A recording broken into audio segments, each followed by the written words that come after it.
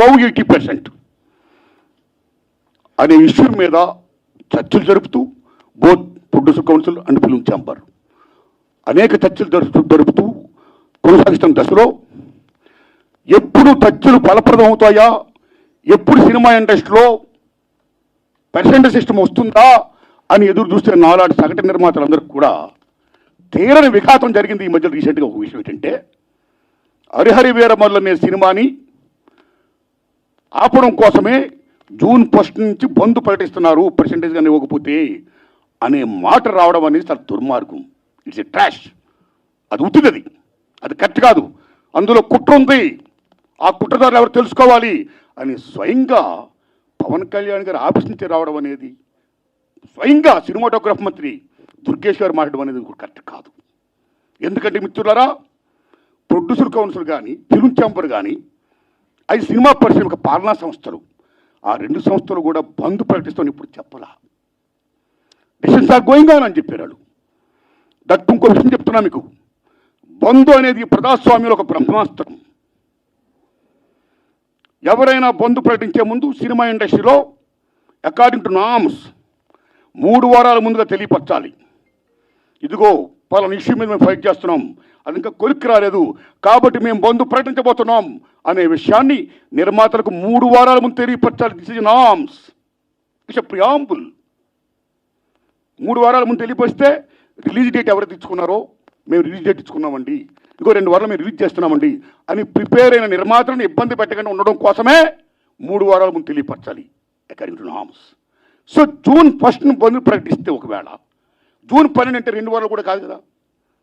ఏ రకంగా మీకు హరిహర వీరమల్లుకి అది వర్తింపు చేస్తుందండి? అది కరెక్ట్ కాదు. పవన్ కళ్యాణ్ గారి మీద ఎవరైనా కుట్రపడతారు.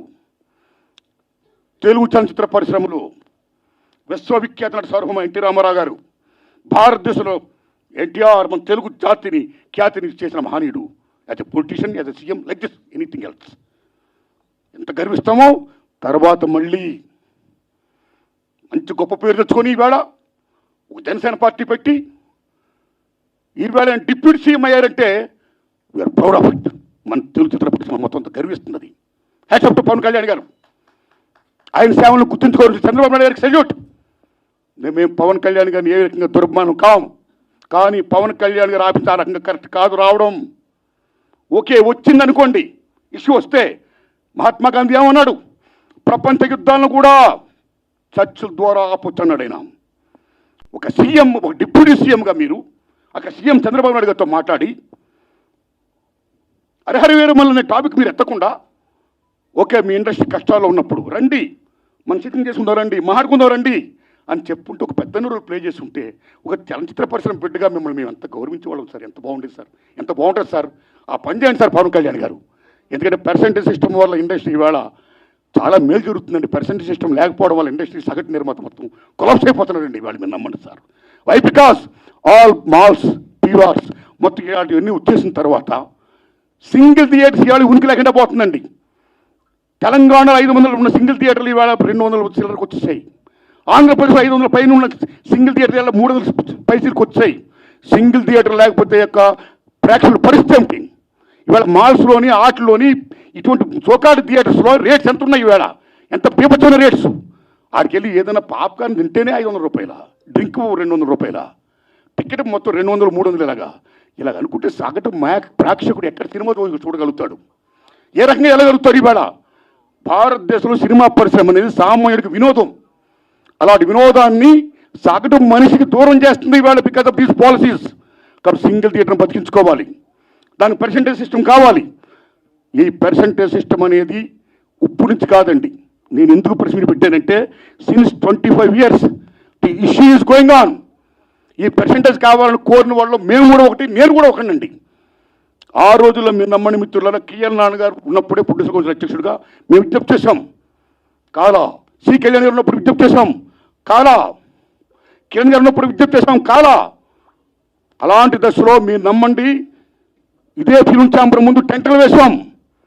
అక్కడ ఓ సురేందర్ రెడ్డి గారు, ఓ నట్టి కుమార్ గారు, ఓ మోహన్ గారు. హాయ్ అండి, నేను మీ కార్తికేయ. టీఎఫ్సీసీ లైవ్ ఛానల్ని లైక్ చేయండి, షేర్ చేయండి, సబ్స్క్రైబ్ చేసుకోండి. This is Nikhil. టీఎఫ్సీసీ ఛానల్ని ఎంకరేజ్ చేయండి, లైక్ చేయండి, subscribe. Hello, this is heroine Alekhya Angel. TFCC live ఛానల్ని లైక్ చేయండి, షేర్ చేయండి, సబ్స్క్రైబ్ చేయండి. టీఎఫ్సీసీ ఛానల్ని లైక్ చేయండి, షేర్ చేయండి, సబ్స్క్రైబ్ చేయండి. నేను మీ హీరోయిన్ మౌర్యాని. Thank you. అందరికీ నమస్కారం, నేను మీ Geetha Madhuri. TFCC live like చేయండి, షేర్ చేయండి, సబ్స్క్రైబ్ చేయండి. హాయ్ అందరికీ నమస్కారం, నేను మీ Madhupriya. Please like, share, subscribe to TFCC live. Please subscribe TFCC channel like చేయండి, షేర్ చేయండి. టీఎఫ్సీసీ ఛానల్ని లైక్ చేయండి, షేర్ చేయండి, సబ్స్క్రైబ్ చేయండి. Hi, please subscribe TFCC. Hello, this is your all సిప్లిగన్స్. Please do subscribe TFCC live channel. Thank you so much. Please do subscribe to TFCC live channel and like, share and subscribe చేయండి. Hi, నేను మీ Vijay Shankar. TFCC channel do subscribe, like చేయండి, share చేయండి. Thank you. నమస్తే, నేను మీ Karthika. TFCC ఛానల్ని share చేయండి, like చేయండి, సబ్స్క్రైబ్ చేయండి. అందరికీ నమస్కారం, I'm your favourite actress Ankita Maharana. Like చేయండి, షేర్ చేయండి, సబ్స్క్రైబ్ చేయండి టీఎఫ్సీసీ లైవ్.